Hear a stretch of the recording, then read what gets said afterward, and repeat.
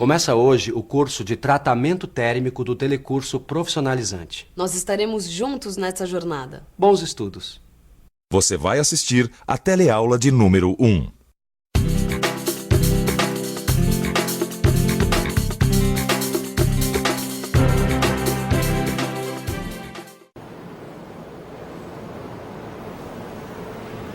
Você já imaginou se objetos de metal como a tesoura, o grampeador, o clipe, o furador de papel e muitos outros objetos não tivessem as propriedades físicas necessárias para a sua aplicação? Você já imaginou se esses objetos se quebrassem na hora do vamos ver? Quer dizer, se uma broca como essa se desgastar rapidamente no momento de fazer o furo, então alguma coisa está errada, não é mesmo? Para que essa broca não se desgaste, nem os outros objetos se quebrem, eles precisam passar por um tratamento térmico no momento de sua fabricação. O quê? Você não sabia disso? Pois então não se preocupe. É exatamente isso que você vai aprender nesse novo módulo do Telecurso Profissionalizante que se inicia hoje. Vão ser 10 teleaulas nas quais você vai aprender, entre outras coisas, o que é o tratamento térmico, como o aço pode ser amolecido ou endurecido, os tipos de tratamento térmico, os equipamentos usados no tratamento térmico e até mesmo os cuidados a serem tomados com os resíduos e efluentes resultantes dos processos de tratamento térmico. Para aprender tudo isso, você pode contar comigo. Neste módulo, eu vou trabalhar aqui nessa empresa de tratamento térmico como técnico em metalurgia. Na teleaula de hoje, você vai aprender em que consiste o tratamento térmico, vai ver que ele muda as propriedades mecânicas do metal sem modificar o seu estado físico e que essas mudanças dependem de 3 fatores. E vai ver também como os átomos se agrupam no aço. Todo mundo a postos? Então vamos em frente. Está começando o curso de tratamento térmico dos metais.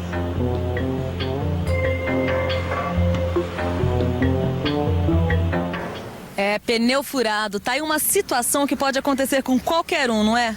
Mas aparentemente isso não é um grande problema. Olha só, o step está em boas condições, a ferramenta está adequada, tem um macaco e uma pessoa com uma boa disposição para trocar este pneu. Vamos ver então o que acontece.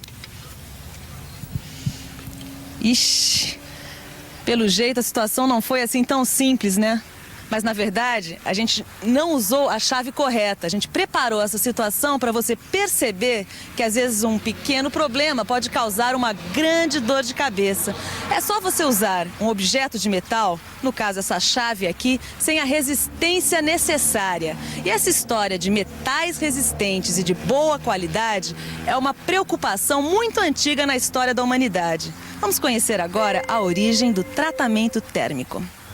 Já no ano 55 a.C., os guerreiros enfrentavam este problema. Suas armas, que já eram de ferro, ficavam tortas depois de um tempo de uso. Aí eles tinham que aproveitar uma folguinha para desentortar. Foram os romanos que descobriram que o ferro podia ficar mais duro. Oi, o que aconteceria se você aquecesse esta faca, deixasse ela ficar bem vermelha, deixasse ela assim aquecida durante um tempo e depois resfriasse ela em salmoura?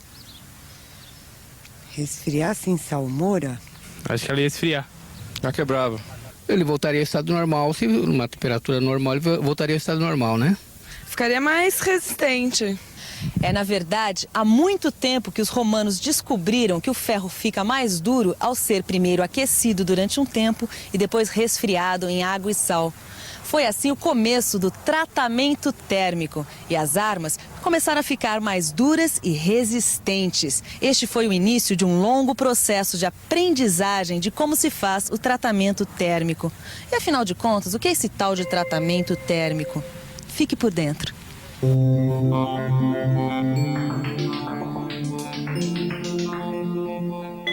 De maneira simplificada, o tratamento térmico consiste em aquecer e resfriar uma peça para que ela atinja as propriedades físicas desejadas como dureza, elasticidade, ductibilidade, resistência à atração, etc. E isso acontece sem que se modifique o estado físico do metal.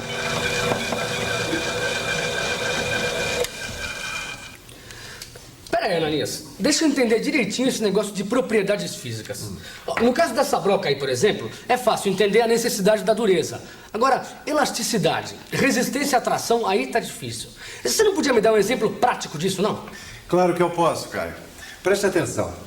Dá uma olhada nessa mola espiral aqui, usada em sistema de suspensão de um veículo. Quando ela é comprimida, ela armazena energia. Ao se soltar, ela retorna rapidamente.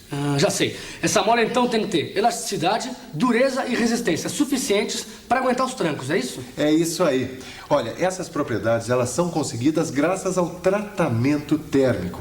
Que tal a gente ver agora passo a passo o tratamento térmico? Opa, vamos lá, beleza. É hora de ver os procedimentos do tratamento térmico de uma peça de aço. Bom, o primeiro passo é ajustar a temperatura do forno de acordo com o tipo de material da peça que vai ser tratada. Aí, com a temperatura adequada, coloca-se a peça no forno. Essa peça fica no forno durante um tempo estabelecido, de maneira a adquirir as propriedades desejadas. Depois o forno é desligado e a peça é retirada com o auxílio da talha. Daí, a peça é colocada no chão, onde é deixada para resfriar em temperatura ambiente. Pronto, está feito o tratamento térmico. Tratamento que provoca mudanças das propriedades mecânicas. E essas mudanças dependem de 3 fatores. Temperatura de aquecimento. Velocidade de resfriamento. Composição química do material. Você viu? Todo profissional qualificado que trabalha com tratamento térmico sabe que as mudanças nas propriedades mecânicas dependem de 3 fatores: a temperatura de aquecimento, a velocidade de resfriamento e a composição química do material. São esses 3 fatores que vão determinar se o aço vai ser mais resistente, mais mole, mais elástico, etc. Isso significa que, antes do tratamento térmico, a gente tem que conhecer as características do aço, principalmente a sua estrutura cristalina. Bom, a gente sabe que numa siderúrgica com oxidação do ferro gusa, produz-se o aço em estado líquido. Muito bem, quando este aço começa a ser resfriado, ele passa do estado líquido para o estado sólido. E nessa passagem, os átomos que compõem esse aço vão se agrupando. Agora, vamos imaginar o que acontece neste momento. Os átomos começam a se agrupar em posições definidas e ordenadas, como se fossem figuras geométricas tridimensionais que se repetem. Esse conjunto de átomos que ocupam posições fixas e definidas formam uma estrutura que a gente chama de célula unitária. Mas as coisas não param por aí. Durante o processo de solidificação, as células unitárias vão se multiplicando, formando uma rede cristalina. Agora atenção, como as células unitárias são tridimensionais, quando se juntam, elas apresentam um contorno de agregado de cristais irregulares. Esses cristais, formados por milhares de células unitárias, são chamados de grãos. Agora chega de imaginar. A gente pode muito bem ver com os nossos próprios olhos como são esses grãos. Para isso basta a gente ter uma peça de aço com a superfície bem polida e atacada quimicamente e um bom microscópio. Dá só uma olhada. Essa peça é de um tipo de aço com baixo teor de carbono. Repare que ela tem regiões mais claras e regiões mais escuras, todas com contornos muito bem definidos. Cada área clara ou escura representa um grão. Agora, para guardar de vez. Os átomos que compõem o aço se agrupam formando uma estrutura geométrica tridimensional chamada de célula unitária. Milhares dessas células unitárias juntas formam os cristais irregulares que nós chamamos de grãos. Agora, você por acaso reparou que tipo de figuras geométricas esses átomos formam? Você sabe me dizer o nome dessas figuras geométricas? Esse é um cubo e esse é um prisma hexagonal. Um quadrado e um prisma. Cubo e prisma. Esse é um cubo e esse é um prisma hexagonal, tá certo isso? Certo. Agora você pode me dizer o que essas formas geométricas têm a ver com a maneira que os átomos se organizam, por exemplo, numa ferramenta como esta aqui? Agora complicou, né? Não faço ideia. Não tenho a mínima ideia. Eu não sei. Eu não saberia lhe dizer. É claro que quem não é da área não precisa saber, mas se você é ou pretende ser um profissional da metalmecânica, você deve saber que essas figuras geométricas têm tudo a ver com a maneira que os átomos se organizam para formar uma peça de metal. Olha só, seja no cobre, no alumínio, no ferro, no chumbo ou em qualquer outro metal, os átomos se organizam na forma de uma figura geométrica regular. Cada metal tem uma forma geométrica específica. Pode acontecer de vários metais apresentarem a mesma forma. É aí que surgem o cubo e o prisma hexagonal. Essas são as figuras geométricas mais comuns que a gente encontra na estrutura dos metais. Na verdade, são 3 as formas mais comuns. Vamos lá. A primeira é essa, chamada de reticulado cúbico de corpo centrado, ou CCC. Repare que os átomos assumem uma posição no espaço em forma de cubo. 8 átomos se posicionam nos vértices e um fica no centro. O ferro, em baixa temperatura, é um exemplo desse tipo de estrutura.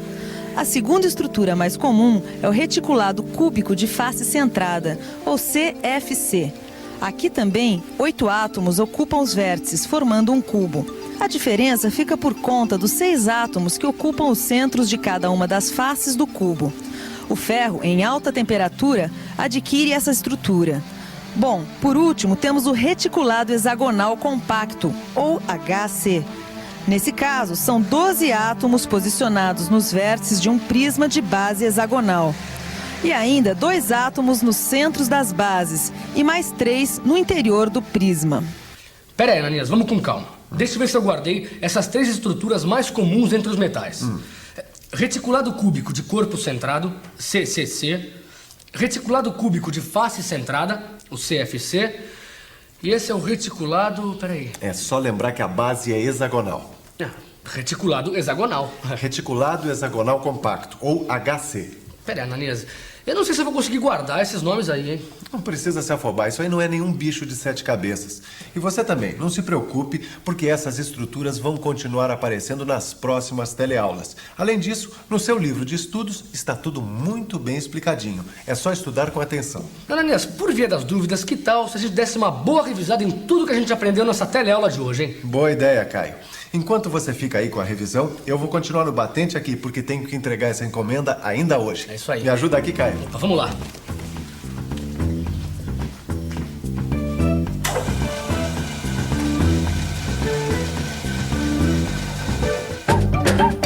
E atenção, se liga aí que é hora da revisão. Na teleaula de hoje, você viu que a obtenção de metais resistentes e de boa qualidade é uma antiga preocupação dos homens. E que foram os romanos que descobriram que o ferro ficava mais duro quando esquentado durante algum tempo e depois resfriado em salmoura.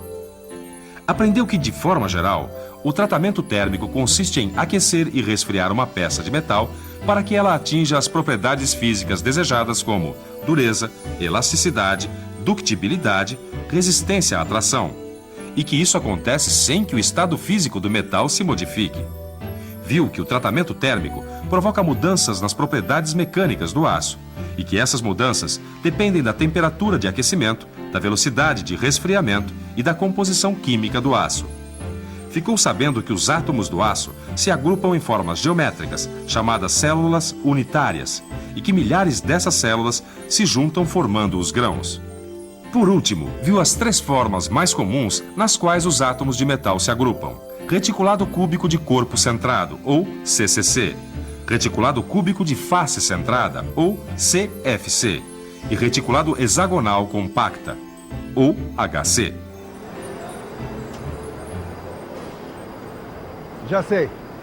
Ficam fã do tratamento térmico, não é mesmo? E olha que isso é apenas o começo. Vem muita informação importante por aí. Na próxima teleaula, por exemplo, você vai conhecer melhor a estrutura do aço para entender o que acontece lá dentro dele quando é feito o tratamento térmico. Mas agora calma.